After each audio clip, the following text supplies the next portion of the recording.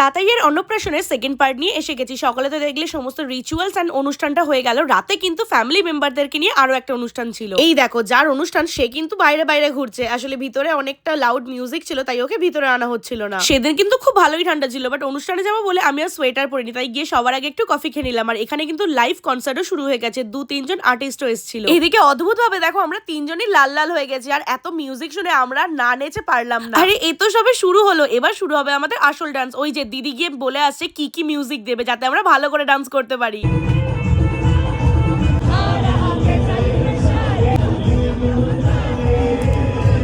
আমরা কিন্তু শুধু একা একা না, পুরো ফ্যামিলিকে নিয়ে মজা করতে খুব ভালোবাসি, তাই এদিকে আমার মা, কাকিমা, মামুনি সবাইকে নিয়ে আমরা ডান্স করতে শুরু করে দিয়েছিলাম।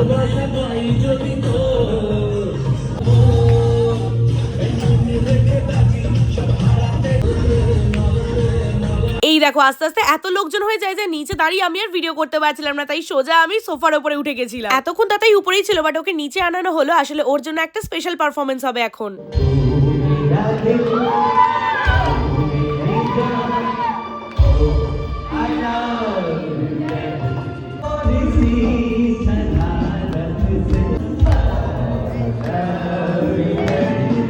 এই পারফরমেন্সটা বেস্ট ছিল। তাতাই বড় হয়ে নিশ্চয়ই দেখবে। তারপরে আমরা সবাই খাওয়া দাওয়া করে বাড়ি চলে এলাম। টাটা।